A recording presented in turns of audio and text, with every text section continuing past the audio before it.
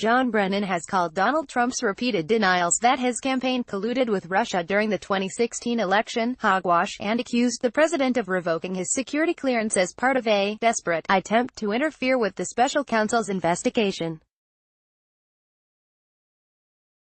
The war of words between the former CIA director and the president escalated on Thursday, as Brennan hit back after being stripped of his security clearance by the White House the previous day, an unprecedented presidential intervention that has prompted widespread criticism.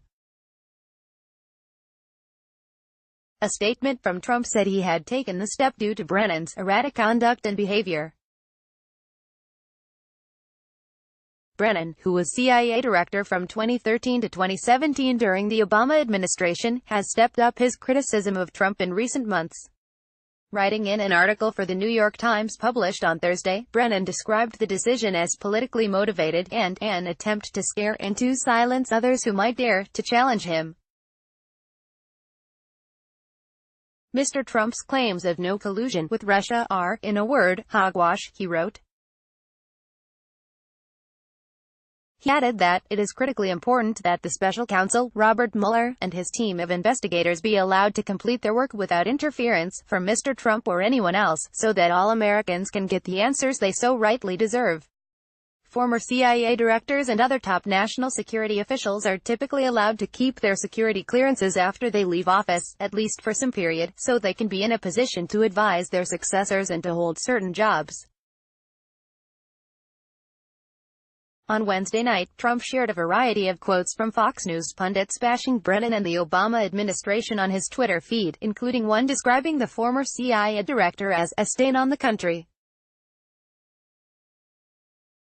Trump also admitted there was a link between stripping Brennan of his security clearance and the special counsel investigation. In an interview with The Wall Street Journal, Trump said, "I call it the rigged witch hunt. It is a sham. And these people led it. So I think it's something that had to be done." The move comes as the White House has been rocked by allegations against the president by former aide Omarosa Manigault-Newman, including the claim that an audio tape exists of Trump using the N-word, and has been interpreted by some critics as an attempt to change the conversation. Donald J. Trump, at Real Donald Trump. John Brennan is a stain on the country. We deserve better than this. Former Secret Service agent and author of new book, Spygate, The Attempted Sabotage of Donald J. Trump. Dan Bongino. Thank you, Dan, and good luck with the book.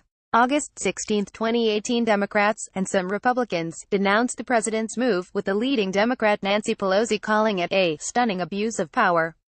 Speaking from a prepared statement on Wednesday, the White House press secretary, Sarah Sanders, alleged that Brennan had leveraged his status as a former high-ranking official with access to highly sensitive info to make a series of unfounded and outrageous allegations, wild outbursts on internet and television about this administration.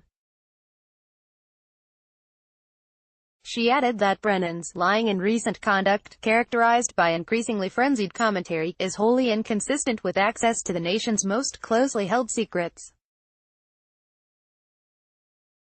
There was no reference to the Russia investigation in the statement. Sanders also listed 9 other national security figures whose security clearances were under review.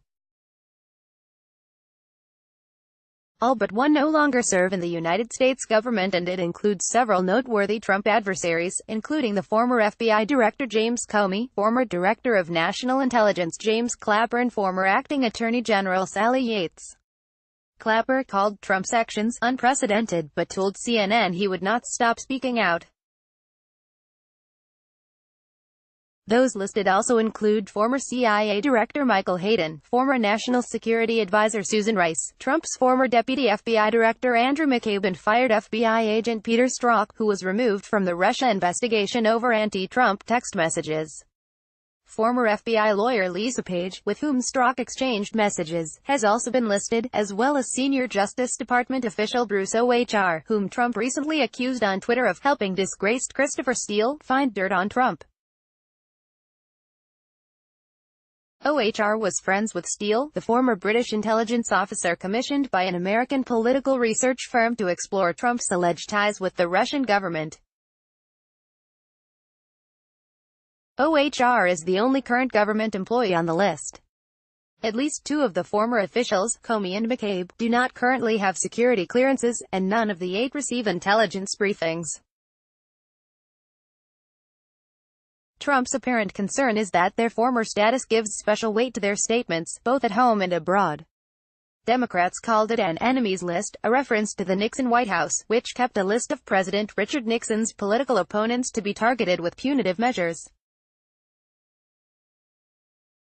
Sanders insisted the White House was not only targeting Trump critics, but Trump did not order a review of the clearance held by former National Security Advisor Mike Flynn, who was fired from the White House for lying to Vice President Mike Pence about his conversations with Russian officials and later pleaded guilty to lying to the FBI.